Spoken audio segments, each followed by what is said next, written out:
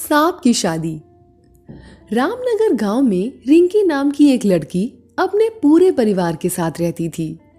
वह बहुत सुंदर थी। उसके बाल लंबे, घने, काले एवं चमकदार थे। एक दिन रिंकी नहा कर आई। वह अपने बालों को नीचे लटकाकर खटिया पर लेट गई। लेटे लेटे उसकी आंख लग गई और वह सो गई। रेंगते रेंगते वहां पर एक सांप आ गया। वह सांप रिंकी के बालों में घुस गया। सांप को रिंकी के बालों में ठंडा ठंडा अच्छा लग रहा था। वह उसके बालों में ही सो गया। थोड़ी देर बाद रिंकी की माँ रिंकी के पास आई। उसने रिंकी को नींद से जगाया। रिंकी अपने माँ से कहती है, माँ, मेरे बालों की चोटी बना दो। उसकी माँ उसकी चोटी बनाती है। तभी वहां रिंकी की सहेली प्रिया आ जाती है और रिंकी से कहती है, चल रिंकी, आज तो तेरी गुड़िया और मेरे गुड्डे की शादी है। रिंकी जाने लगती है। रिंकी की माँ कहती है, रिंकी, खाना तो खाकर जाओ। रिंकी मना कर देती है और प्रिया के साथ खेलने चली जाती है। वह दोनों वहां से एक लड़के बंटी को पंडित बना देते हैं।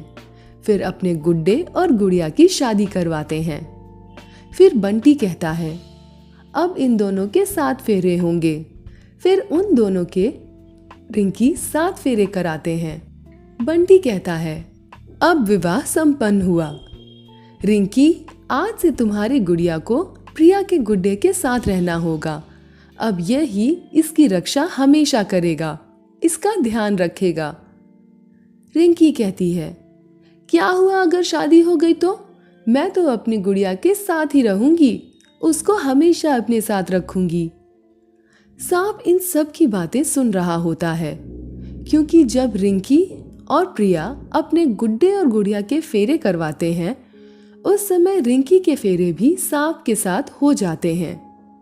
सांप मन ही मन रिंकी को अपनी पत्नी मान लेता है।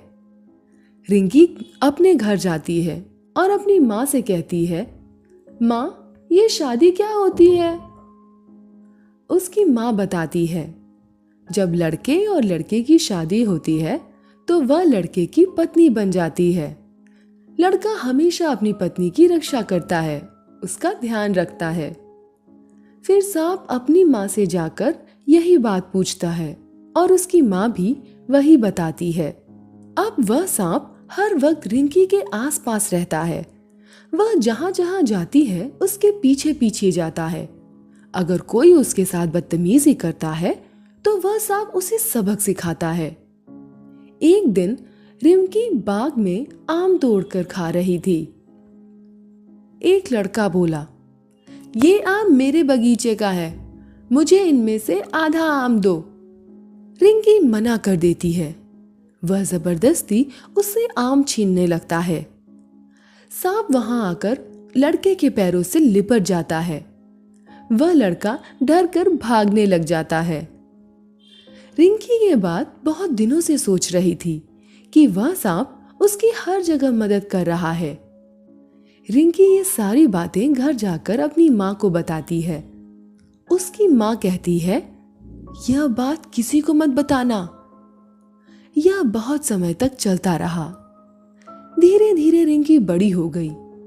एक दिन रिंकी को देखने लड़के वाले आए।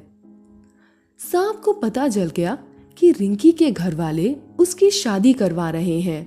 वह रिंकी के घर चला गया। उसने घर आए मेहमानों को बहुत डराया और उनके पीछे भाग भाग कर उन्हें खदेड़ कर गांव से बाहर निकाल दिया। रिंकी के सभी घर वाले उस सांप से बहुत परेशान हो जाते हैं। वह एक सपेरे को बुलाकर उस सांप को पकड़कर ले जाने को कहते हैं। सपेरा बीन बजाकर सांप को वहां बुला लेता है। वह जैसे उसे पकड़ने वाला होता है, सांप तेज तेज फुंकार मारने लगता है। सपेरा कहता है, शायद यह कुछ कहना चाहता है। सपेरा सांप के फुंकार की भाषा समझता है। सांप शादी वाली सारी बात सपेरे को बताता है। सपेरा कहता है कि वह बच्चों का खेल था, या तो तू इस लड़की का पीछा छोड़ दे या फिर तेरा आखिरी समय निश्चिंत है। सांप नहीं मानता। सपेरा बीन बजाकर सांप की बाकी परिवार को बुलाता है। सांप के पिता और माँ आ जाते हैं। सपेरा उनसे कहता है, तुम दोनों इसे ले जाओ वरना मैं इसे मार दूंगा, और इससे कहो आज के बाद उस लड़की के पास ना आए। सांप की माँ और बाप वहां से उसे ले जाते हैं। अब वह सांप रिंकी के कभी आसपास नहीं भटकता।